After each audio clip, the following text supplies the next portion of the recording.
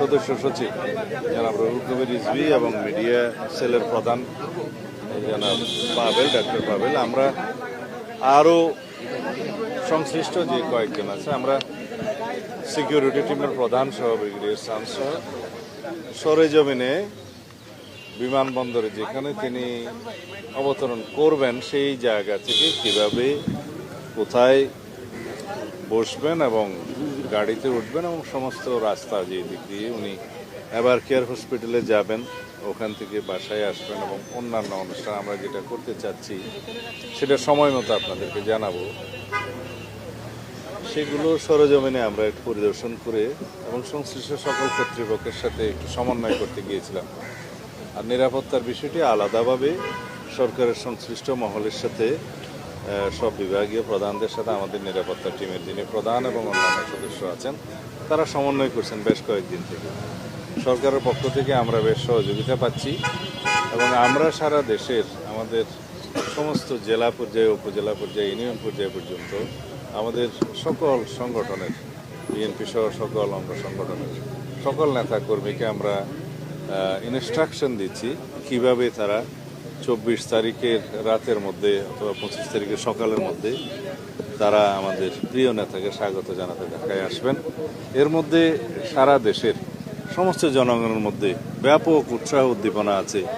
দীর্ঘ 17 বছরের কষ্টের নির্বাসিত জীবন শেষে আমাদের এই দেশের গণতন্ত্রের রক্ষা কবচ, আমাদের আগামী দিনের, আগামীর বাংলাদেশের যিনি নেতৃত্ব দেবেন ইনশাআল্লাহ, তাকে এক নজর দেখার জন্য আমরা গণতন্ত্র অবমুক্ত করতে পেরেছি। ফ্যাসিবাদের বিরুদ্ধে সংগ্রাম করতে করতে এই ফ্যাসিবাদ বিরোধী রাজনৈতিক সংগ্রাম, গণতান্ত্রিক সংগ্রামের সুদীর্ঘ 16-17 বছর তিনি নেতৃত্ব দিয়েছেন আমাদের।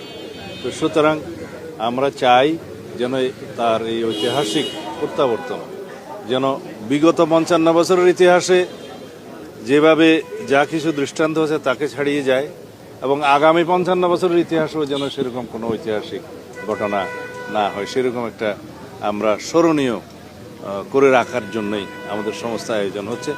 আশা করি সারা দেশের মানুষের জন্য অপেক্ষা করছে। আপনাদের সকলের সহযোগিতা প্রয়োজন। আমরা সময় মতো দেশের সকল media, electronic, print media, online media সহ সকলের সাথে এবং বিদেশি মিডিয়াও যারা এখানে কর্মরত আছে, কার্যকর আছে, তাদের সকলের সাথে কথা বলব। আপনারা জানতে পারবেন। আমরা একটু নকশাগুলো চূড়ান্ত করি। বাংলাদেশ বিমানের যেটা নিয়মিত ফ্লাইট, যেটা কমার্শিয়াল ফ্লাইট, সেটাতেই উনি আসছেন এবং সেটা ল্যান্ডিং টাইমটা 11:55 ঢাকা বিমানবন্দরে, 12টাই বলতে পারি আমরা।